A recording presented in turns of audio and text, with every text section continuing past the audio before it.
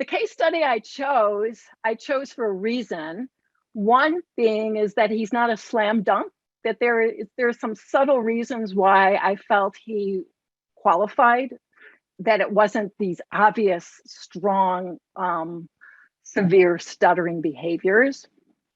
So there was more subtlety to it that I think we can learn from, because it's a more of a difficult case.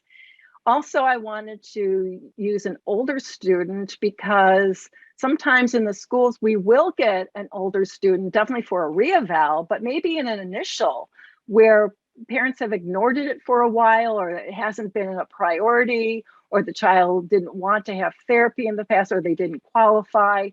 And then you're saying, wow, I have a 14-year-old and I have to do an initial evaluation. Don't panic. Here's the referral from the mother, and I'll read it aloud. So it's a 14-year-old boy with some stuttering. He's not qualified for school therapy in the past.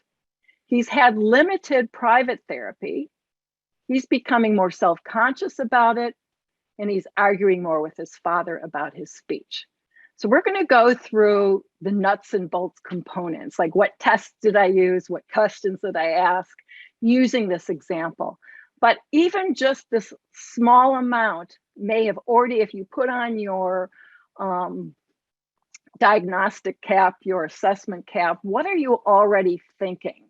His age was a transition year going into high school. Transition years are tough on kids who stutter.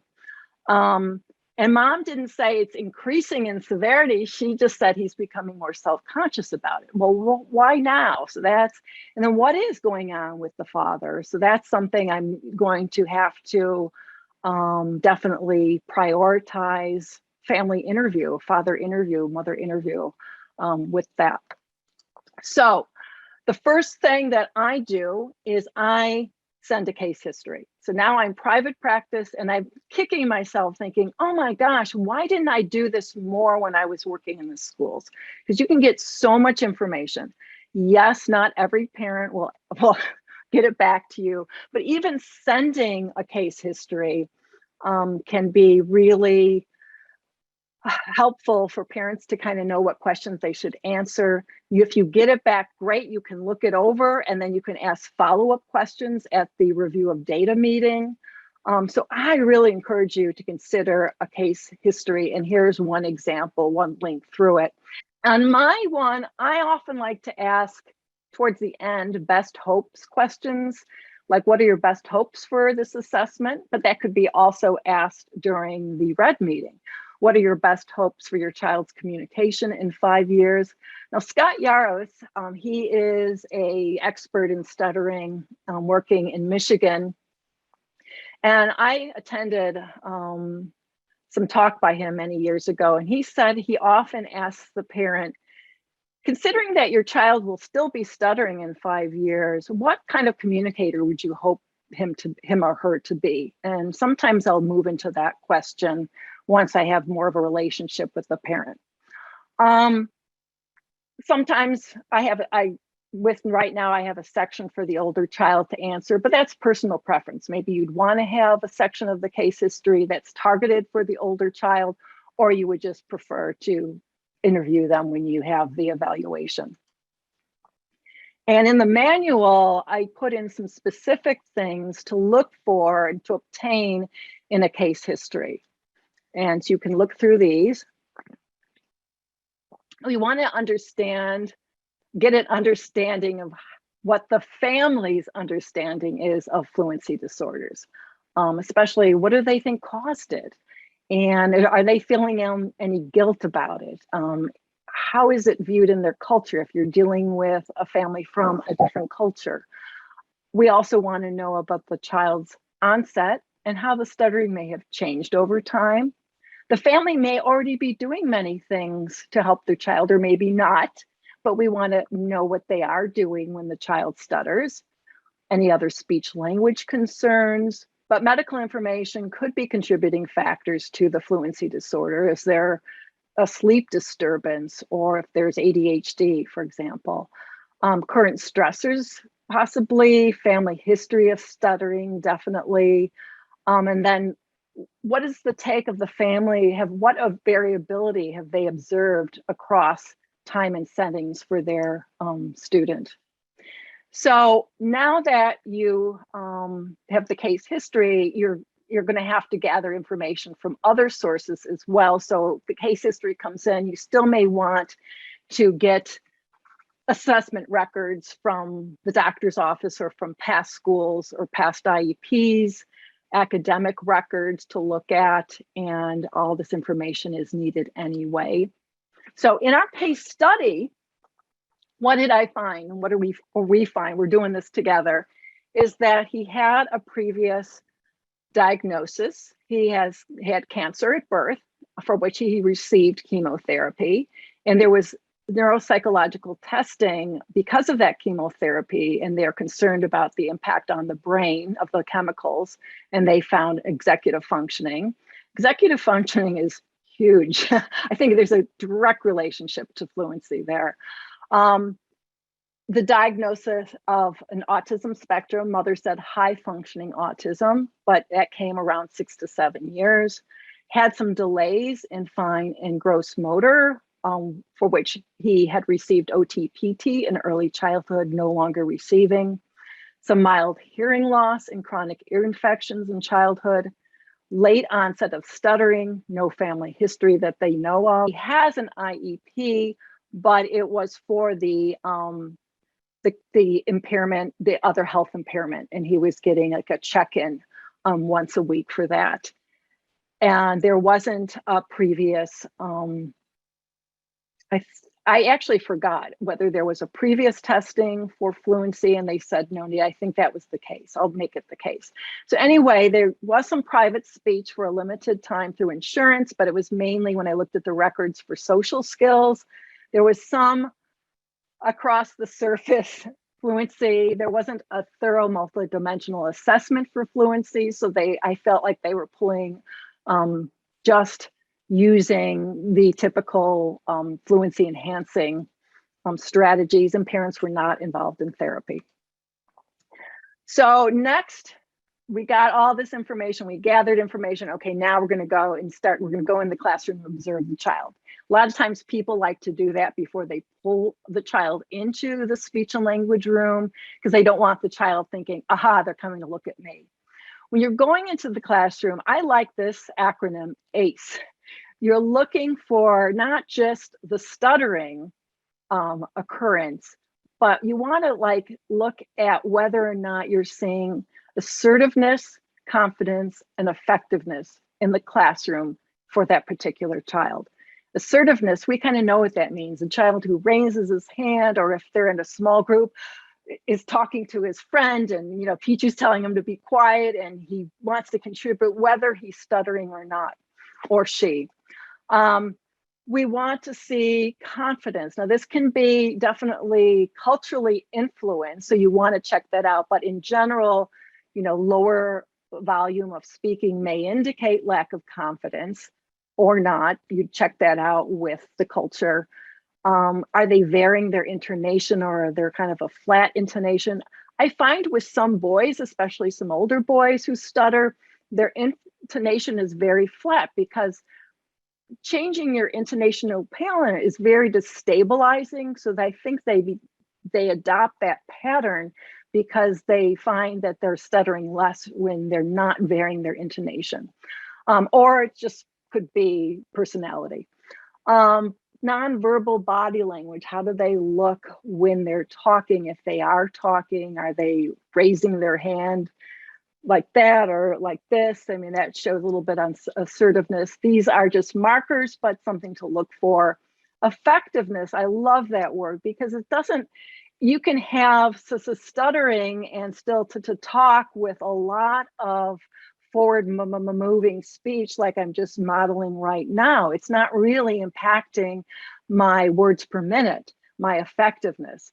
But sometimes it does. Sometimes you can have longer blocks. And so the efficiency, I actually would say effectiveness and efficiency, so I'll change the slide when we're done, is really important to consider. And is the speech intelligible? Does it display appropriate language ability? So that could be a key for cluttering. If the child's unintelligible and the rate is fast and the language seems mixed up, maybe you're pointing more towards cluttering. And by the way, I didn't mention it before, but stuttering and cluttering often co-occur. In my experience, I have found children who block, especially kind of with a stronger temperament to fight,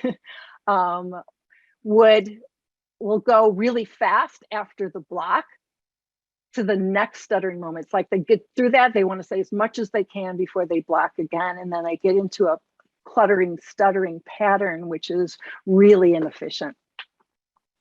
So another thing you can rely on, rather than just using your observation, is actually have checklists.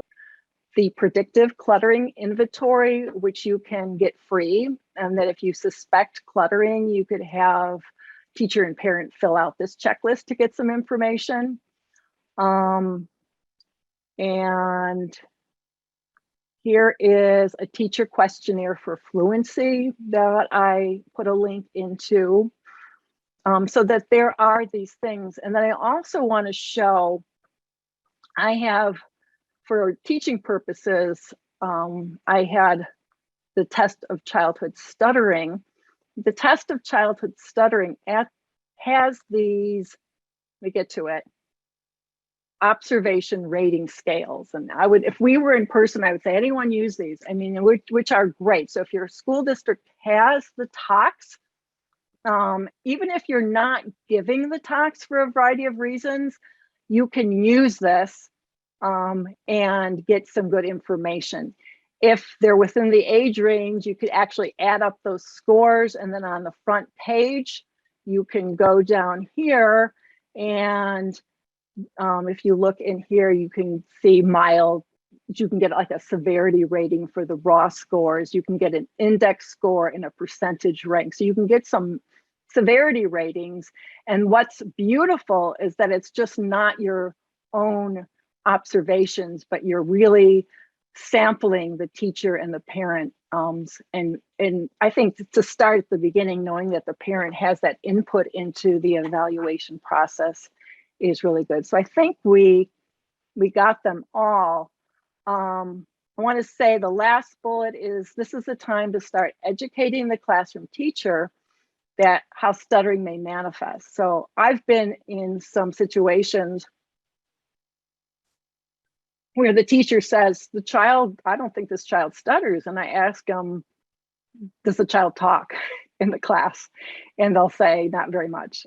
So not talking is one, but it could manifest also with not volunteering or leaving the classroom to go to the bathroom a lot, especially during times where they might have oral talking tasks, possibly behavioral acting like the class clown, disorganized language, or using kind of funny words sometimes. So it could be manifest in some avoidance strategies such as that. But the questionnaire is very popular with me. In this case study, this is what we have found out so far by doing these observations and checklists, is the teacher does say ideas are unclear. So here we are talking about efficiency and effectiveness of communication. Stuttering during large group presentations in front of class. Well, I mean, that's typical of a lot of kids, that they would have more difficulties talking in that. But he also avoids eye contact, has many interjections, some unusual phrasing. So we're starting to think, we really need a language sample, don't we? We should be thinking that. This is the information about the father asking the son to talk slowly. I mean, if I had time, I'd love to tell you about therapy with the father and the son. We had a great time and just cleared up a lot of misunderstandings. Both parents have the concerns about their son's ability to explain things clearly, many normal disfluencies, restarts and fillers, but he also gives up speaking and walks away, seems to substitute words or use unusual word choices. and there's a lot of effort listening to him. So if you notice, there's not the word stuttering coming up, but a lot of other things are coming up. So here's the meat of the evaluation for fluency is speech samples. So they're very integral. You want to collect them, and there's no, you see this quote, there's no universally adopted way of doing it. So don't think you're like, don't have the right way, or you haven't caught up with research. There is no right way, but there's some really good guidelines. And I've put that in the manual that Andrea and I have worked on. And here are the bullets. I'm not going to spend too much time on them because you'll have the case, but I want to point out, like I pointed out before, get more than one speech sample. Think of various environments, varying speeching tasks. Now, the SSI-4, the Stuttering Severity Index 4, does have like a reading and a conversation, or conversation and a home sample, but that you may actually need more during that. And I propose some language type things that you would do. And I often do those. I collect those speech samples when I'm doing language testing. And I'll get into that a little bit later, but I'm just giving you an example right now. Sampling a child's fluency in a single situation is unlikely to result in a representative sample of behavior, as a child who stutters or clutters may be able to kind of fake you out. That kind of reminds me, I wasn't going to say this, but one of the first things I did for board certification was I was able to observe Dr. Trish Zabrowski's camp for teens who stutter at the University of Iowa. And at the beginning of the, I was able to sit for the whole week and watch these group of teens talk and work. They had, I mean, it was a fun camp, so they weren't always in the clinic room, but when they had a large group and they were talking, I was able to observe. And this one girl was talking to her peers before everyone was coming in about how she always fakes out the speech therapist, and they don't think that she stutters, and they don't, think it's any need. And here she is at a camp because the mom's saying she's not going out. She's really withdrawing. But here she was bragging about her ability to fake out everyone else. Many researchers in stutter advocate for at least 300 to 500, I say syllables, for the conversation or narrative speech sample. For children with less frequent stuttering, you might need to get a longer sample. That makes sense, doesn't it? Because the behaviors may not come out in 500 or 600 syllables. Minimum criteria, research have been like going around saying that 2 to 3, like 3% is kind of like the magic number, where above that amount, people off the street, lay people, will start interpreting that person's speech as different, as possibly stuttered, as that 3% mark. I find, I'm sorry, I think it's just my sensitive mouse there, that even children who are trying to avoid a lot, they're not able to avoid everything. Sometimes I have an adult now who was pretty darn good at using normal disfluencies to hide stuttering, but generally there is some stuttering, but it could be quite low in some students. I'm not going to go too much into these. You have these as a resource, but I wanted to give this slide because I don't use this continuum, but when I first started delving more into it, I saw this presentation by Healy on assessment, and he uses these kind of hierarchy of difficulty. So it's a way, but for me, I don't do something like that that's outside what I want to do for language. So if you're familiar with the Clinical Evaluation of Language Fundamentals 5, which I'm sure most of you are, CEL 5, there is a sentence repetition task. Now it's longer sentences. So maybe for a child, you may want to just try short phrases. Picture description, what's going on? Well, that's part of the CEL 5 too. Picture sequence, if you do the test of narrative language, you're going to get that. You could ask them to talk about a topic in a monologue for your language sample. or just do a conversation. So I don't follow this religiously, but I'll just give this as another guide of some things you can think about doing to go across the different language tasks. So let me switch a little bit now to cluttering, just one slide. You're going to do speech samples for cluttering, obviously. And if we look at the second bullet, speech improves for children who clutter when there's more structure and an increase in self-monitoring of their speech. That's not always the case for stuttering, but it is for cluttering.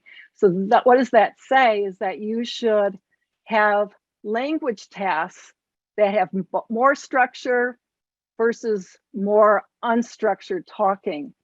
That those unstructured moments are when you might hear cluttering. One of my colleagues who was a person who just did evaluations for the school district was evaluating the student that I had previously seen. And it's a long story, I don't want to get into it, but she told me she was doing her evaluation and she wasn't really seeing much cluttering. And she's thinking, what is Laura doing? And then at the end of the evaluation, as the child was opening the door, he turned and started talking to her. And she said, my jaw dropped. I had no idea what he was saying. It was garbled, it was fast, walked him down the hall, had difficulty understanding him. So it was kind of like, oh, I can revert now back to how I normally talk. Now moving back to our case study for stuttering, this is the results I found when I analyzed, I did a fluency analysis. I was using syllables stuttered, and here's some of the things that was kind of interesting. One of the bullets I didn't talk about is that in typical cases for children who stutter, you're going to see about 75% stutter-like disfluency and about 25% of the normal type disfluency. It wasn't the case for this child, and we'll get into the reasons why. But he was just at that break point of 3% syllables stuttered in conversation. And a more difficult talking task showed a little bit more disfluency, a little bit more in reading, but a lot. I gave him the expressive vocabulary test, EVT3, and he had the worst stuttering I had seen. This was like second day of testing, and it was coming out the durations, the repetitions, sometimes 10 repetitions, blocks, prolongations. So it was quite pronounced with single word answers. And then in the sentence repetition, recalling sentences, so a lot of stuttering as well. And we had more of that balance of 75% stuttering like to 15% total disfluency. So what I was starting to think here is that there's something about when he can't change the words that causes more severe stuttering in terms of the duration and the frequency. So when we have the speech samples, I do both. I analyze them kind of informally and look at the syllable stutter across tasks, language tasks, maybe times. Definitely try to get the parent input, but then you could also use these measures. Often they're important measures to have in terms of getting some sort of a severity measure, but they could be misleading. And in this case history, the student achieved a score of mild using the reading and expository sample. So if we just used this, we could say, maybe he doesn't need speech, and if we ignore everything else. So this is where, like Andrea had said, you don't want to rely on one measure. You want to look at a comprehensive assessment. Before going on in the case history, I wanted to briefly discuss the other test that can be used with ages 4 to about 13, and that's the test of childhood stuttering, or the TOCS. It's got those wonderful observational rating scales. But what I really like about it, other than the fact that it gives the standard score of 85 to 115, so you can see really if the child's at 60, they're quite different, because there's children who don't stutter in the norms of this. The greatest strength for me for the test is that they use the variety of linguistic text that's embedded in the test. So I don't say don't do further testing in language, but if you didn't, at least you're getting a narrative, you're getting information on how it may differ. So the tasks are rapid naming of pictures, structured sentences where you're giving a picture, you're saying a sentence, now say something about this sentence, and usually one element change. It might be the boys on the elephant, the girls on the elephant, etc. Answering questions about a story, which is a very school task that teachers do in the circle with the reading, and then a narrative with picture support. So that is one. I want to say and point out that if you have a child with the final word atypical disfluencies, do not use the test of childhood language. It is not norm for that. It says so in the manual. That's messed up a few people. You'd have to use informal, your syllable, your description of the behaviors for atypical disfluency. And I also tend to find that some 4-year-olds just are too young for some of the language tasks on there. And then I revert to the SSI-4. I do either conversation, they're usually not a reader, so I'll get a sample from home, for example, for a preschool if I wanted to get a severity score.